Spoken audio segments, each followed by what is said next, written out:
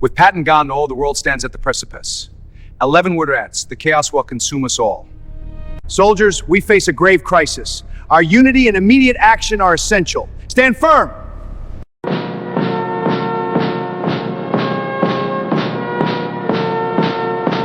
December 21st, 1945.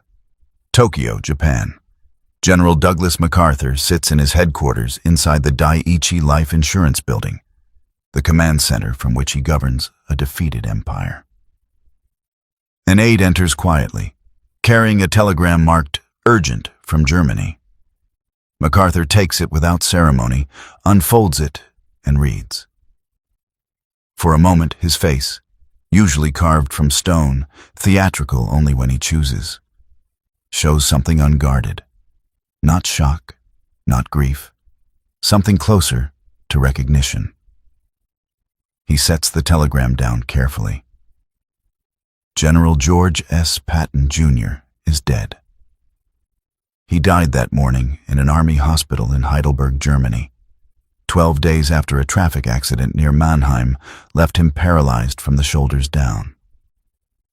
Gentlemen, the situation is grave. We must act with precision and resolve. There is no margin for error. Soldiers, we face a critical hour. Our resolve must be absolute. Stand ready. No enemy ambush, no final charge. Just a low-speed collision between his staff car and an army truck on a quiet road outside the city. Patton was 60 years old. He had survived the Western Front in World War I, pioneered American armored warfare, and led Third Army across Europe in the most aggressive campaign of the war. He was brilliant, volatile, impossible to ignore. One of the most famous generals America had ever produced. And now, he was gone. Not on a battlefield. Not in uniform with a weapon in his hand. Dead in a hospital bed, paralyzed, helpless. Everything Patton had spent his life refusing to be. According to staff officers present, MacArthur sits in silence after reading the telegram. He does not call for advisors. He does not reach for maps or records. He simply asks to be left alone. The situation is grave and requires immediate action. We must stand united and face this challenge.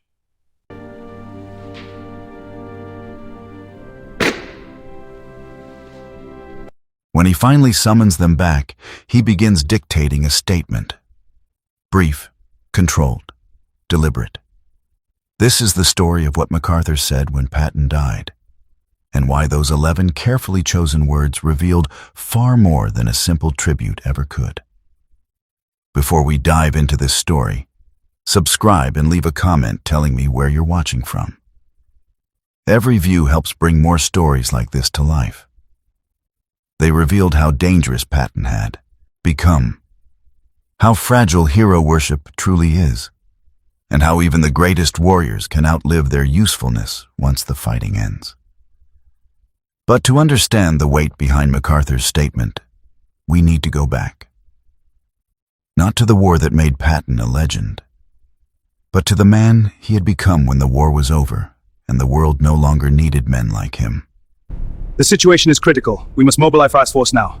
Time is against us. Every moment counts. George S. Patton, Jr. was not a quiet general. He wore ivory-handled revolvers on his hips. He spoke in profanity-laced monologues that could electrify or terrify an entire division.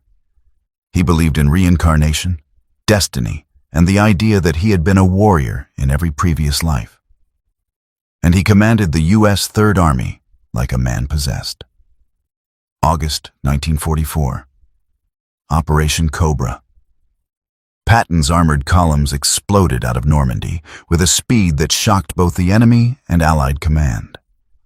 While other generals measured progress in miles per day, Patton measured it in miles per hour. His tanks didn't advance. They blitzed. In 6 months, Third Army carved through France, crossed the Rhine, and drove deep into Germany, covering more ground faster than any American force in history. Patton didn't just win battles. He performed them. He wore tailored uniforms, polished boots, and a helmet so shined it could be seen from a distance. He wanted his soldiers and the world to see him, to know who was coming. His speeches became legend. His face appeared in newspapers across America. He was aggressive, theatrical, and utterly convinced that war was his calling. And for a time, he was exactly what America needed.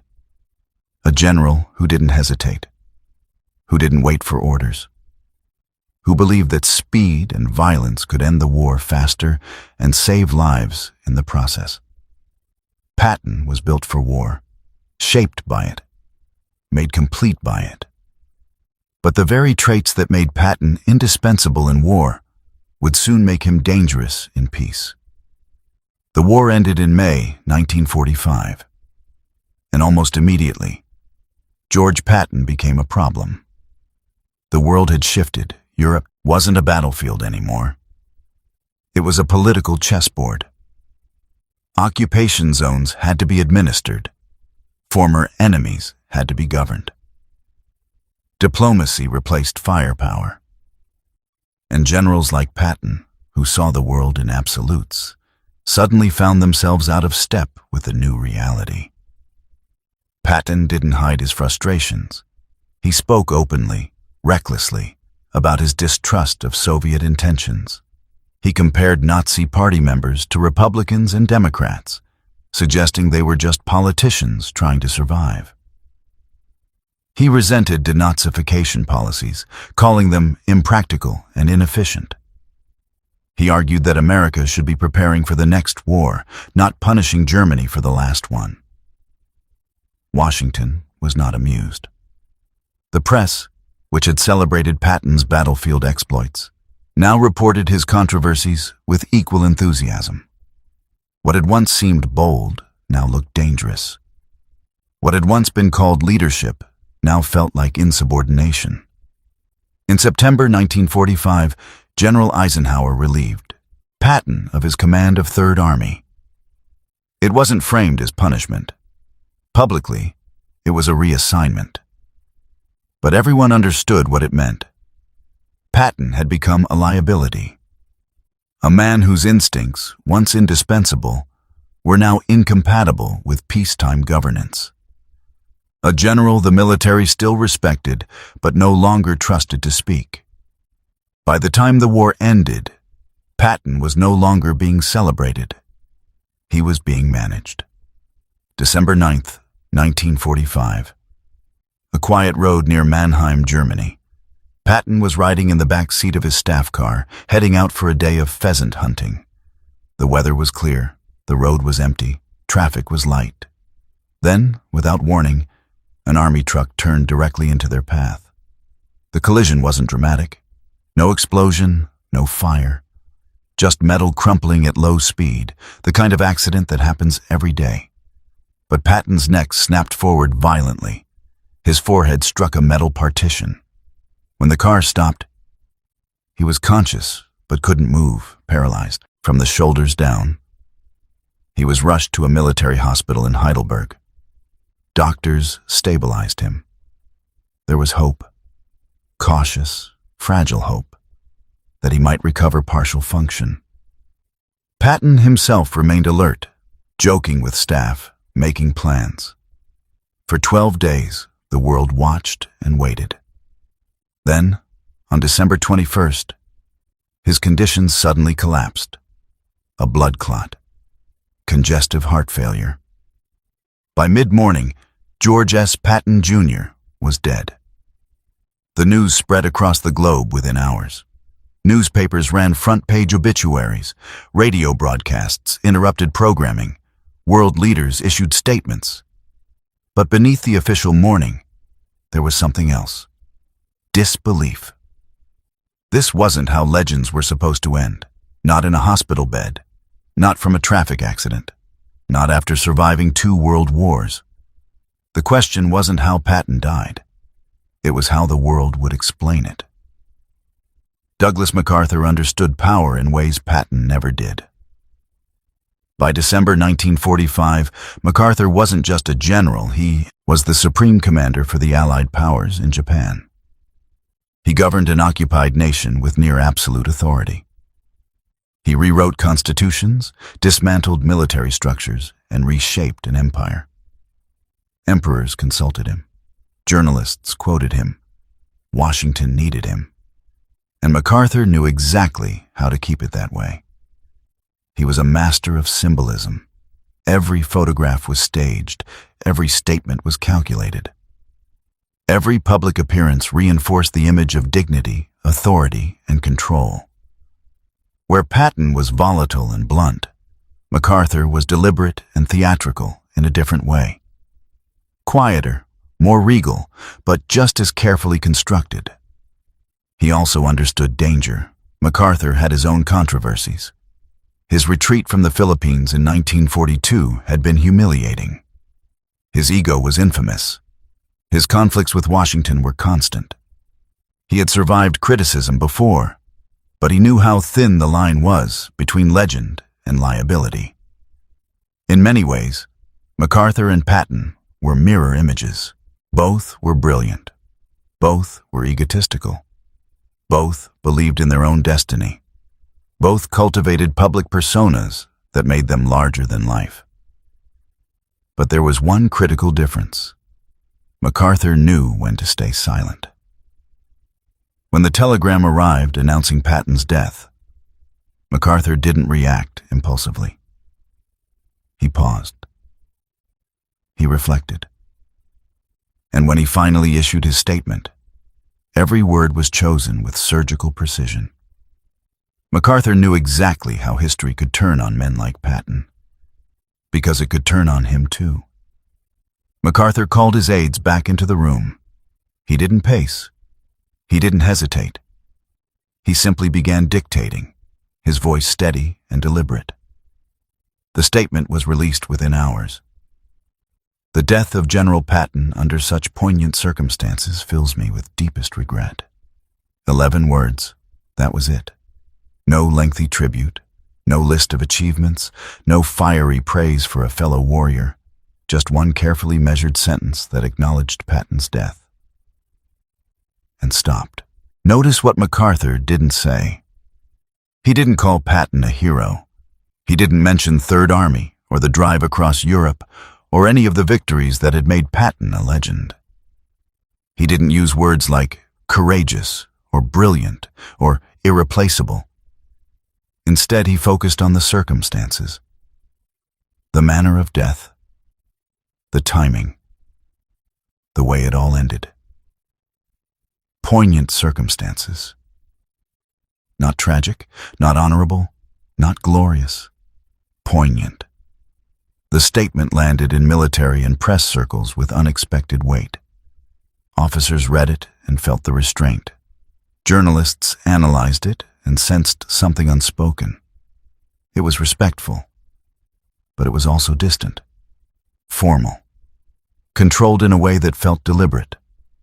MacArthur had given Patton exactly what protocol required, and nothing more. Some interpreted it as appropriate military dignity. Others felt the coolness beneath the surface. But everyone agreed on one thing. The statement raised more questions than it answered. But the real meaning of those words wasn't on the surface. It was buried inside one word. Regret. In military language, that word carries a specific weight. It's not the same as honor. It's not the same as pride or admiration or respect. Regret implies something lost unnecessarily, something mishandled, something that ended the wrong way. When a general expresses regret, he's not celebrating. He's acknowledging a failure, not necessarily his own, but a failure nonetheless. MacArthur didn't regret that Patton died.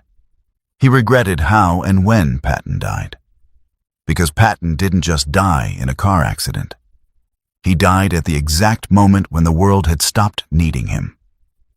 When his aggression had become a problem. When his instincts, once indispensable, had become liabilities. Patton survived the war, but he couldn't survive the peace. And that was the tragedy MacArthur recognized. the accident itself, but what it represented. A warrior built exclusively for conflict, stranded in a world that no longer had a place for him. The poignant circumstances weren't just about paralysis or hospital beds. They were about timing, about a man who had outlived his usefulness to the nation that made him a hero. MacArthur understood this because he was walking the same tightrope. He was controversial, outspoken, convinced of his own destiny, and he knew that one misstep, one political miscalculation, could turn admiration into condemnation overnight. In acknowledging Patton's tragedy, MacArthur was quietly acknowledging his own. This pattern doesn't belong only to Patton. History is filled with warriors who survived battlefields only to be undone by peace. Men shaped by crisis, elevated by conflict, celebrated for qualities that become uncomfortable when the emergency ends. Societies need these men desperately during war. Their aggression becomes necessary. Their single-mindedness becomes strategic. Their inability to compromise becomes strength. But when the fighting stops, those same traits don't disappear, and suddenly, the nation that needed them doesn't know what to do with them. The warrior can't turn off what made him effective. He can't unlearn the instincts that kept him alive. He can't suddenly become diplomatic, cautious, politically sensitive, because those qualities would have gotten him killed in combat. So he speaks too bluntly, acts too decisively, sees threats where others see negotiations, and slowly, inevitably, he becomes a problem. The tragedy isn't that these men fail. It's that they succeed too completely at being exactly what they were asked to be. And then the world moves on without them. Patton was exceptional in many ways. But in this, he was universal. He represented every soldier who came home to find that the skills that made him a hero in war made him unemployable in peace. Every leader whose decisiveness became recklessness once the crisis passed. And MacArthur, with surgical precision, captured that entire tragedy in 11 words. And that is why those 11 words refuse to fade into history. MacArthur's statement endures because it refuses to offer comfort. It doesn't tell us Patton was right. It doesn't tell us he was wrong. It doesn't soften the ending or justify the contradictions. It simply acknowledges that something was lost, something that didn't have to be lost, and leaves us to sit with that discomfort. Today, Patton's legacy remains complicated. He was brilliant and reckless, visionary and obstinate, a man who saved countless lives through speed and aggression and endangered his own career through pride and poor judgment. But MacArthur's 11 words weren't really about Patton's flaws. They were about a system that creates heroes for specific purposes and then struggles with what to do when those purposes end. Nations know how to build warriors. They know how to celebrate them, deploy them, rely on them when survival is at stake. But they've never been very good at letting them live once the emergency passes. MacArthur understood that truth in December 1945. And in one restrained sentence, he warned history. The way we treat our heroes when the fighting ends says more about us than it does about them. Patton survived 2 world wars, but he couldn't survive peace. History doesn't just remember battles, it remembers how heroes are treated when the fighting ends. Patton lived the truth. MacArthur understood it, and in just 11 words, history was warned.